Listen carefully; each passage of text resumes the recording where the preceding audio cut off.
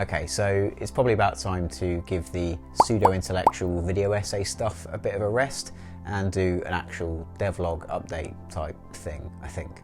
Because it's 2022 now and I'm still making a computer game. So yeah, let's talk about what's been going on, how my monster spreadsheet is coming along, and what the plan looks like for the year ahead.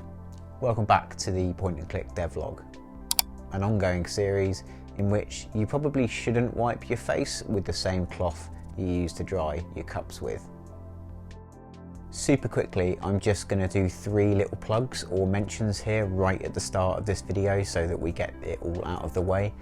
One, this Discord server exists and is a great place for point and click developers to hang out and, you know, get help on their projects.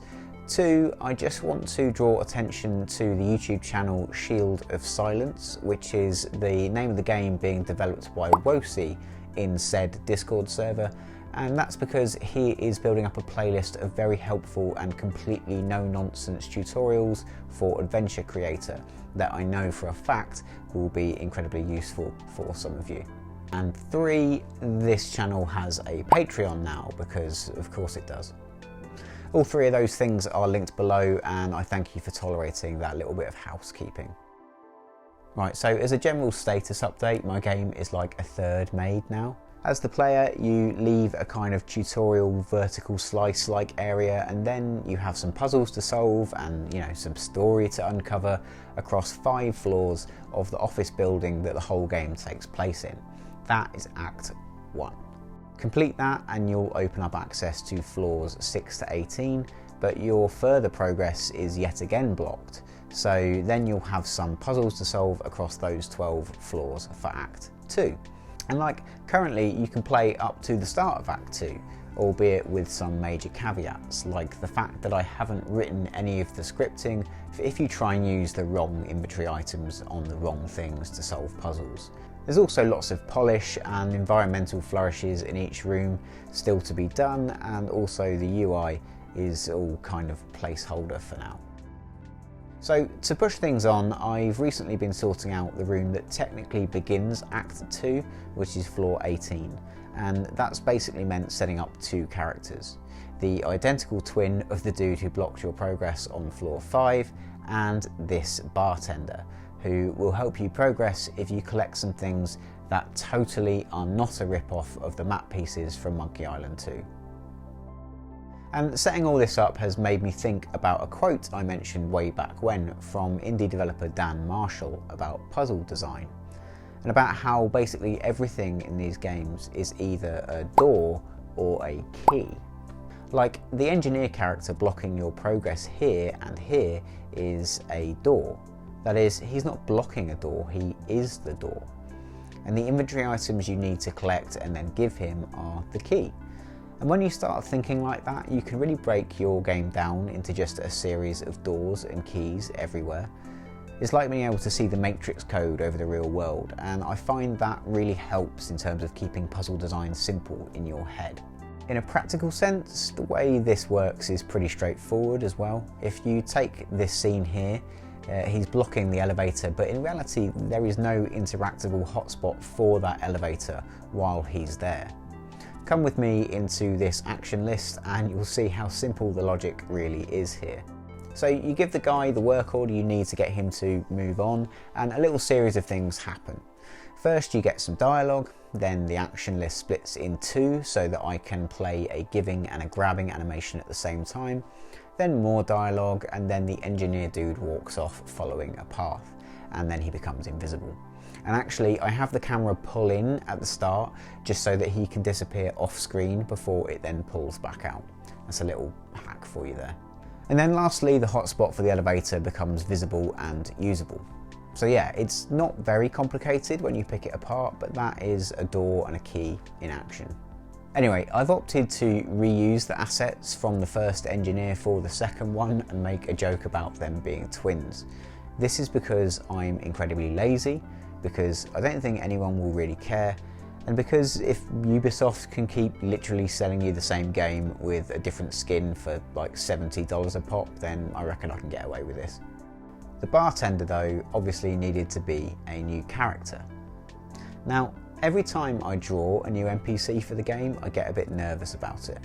I'm not a proper artist by trade, and I haven't studied the theory of character design or anything, so I'm just stumbling around in the dark and hoping that the people I end up drawing look like they belong in the same game as each other and, belong on these backdrops and look interesting. I'm not sure I'm ticking all of the boxes with all of them, to be honest, but for now I'm trying not to get too caught up in worrying about that too much.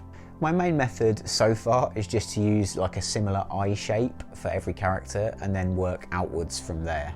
Maybe you can let me know in the comments what you think about that, as long as you're nice about it. So yeah, I drew this guy and spent a few days animating his idle, talk and transition animations. And just a reminder for anyone who's interested that I'm doing all that in Procreate on the iPad, which has its limitations in terms of animation, but is still definitely my favourite way to draw digitally.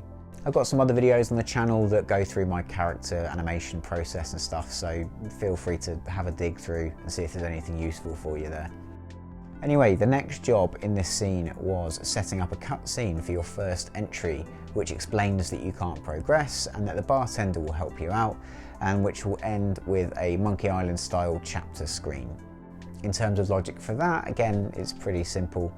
This scene's on start action list will check a variable about whether or not you're currently playing chapter 2, and if you're not yet doing that, it will play the cutscene, play the chapter screen video, and then set that variable so that you are now in fact playing chapter 2, and then it won't ever play that cutscene again when you enter the room.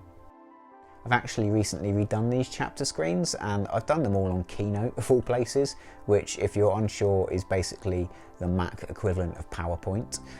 As a placeholder, I had made this a while ago, but it wasn't really right, so I decided to do something that was both simpler and a bit more ominous or mysterious.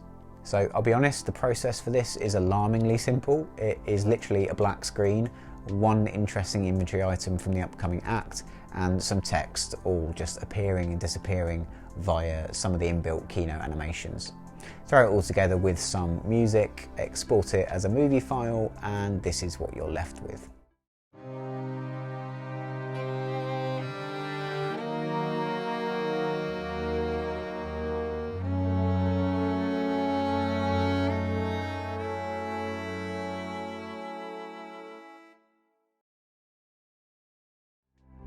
So anyway, that's where I'm at. But what comes next?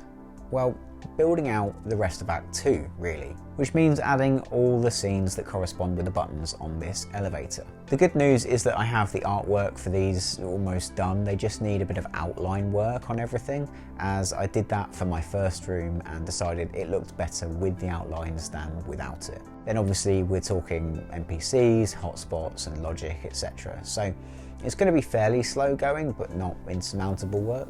The biggest challenges and time sinks coming up will be those NPCs, especially those that walk around a scene, as that's a bridge that I haven't really crossed just yet, but I guess we'll just tackle each bit in turn.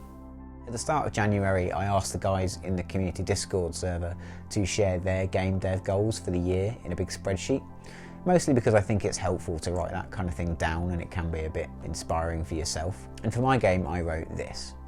Realistically, to get every room, hotspot and NPC set up for part 2, so that the game can be played in some state from the start right up until the beginning of Act 3.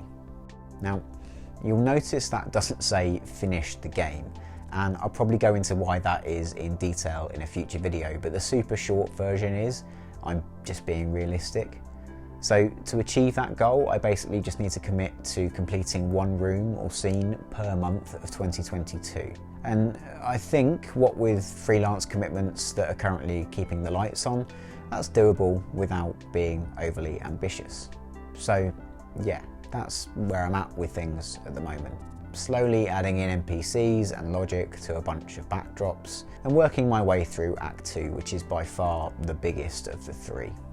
Anyway, that's about it from me for this episode. Hopefully there's some food for thought in there, or some inspiration for your game dev project. If not, I'm afraid I have nothing else for you. So yeah, thanks very much for watching, liking, subscribing and being a nice person.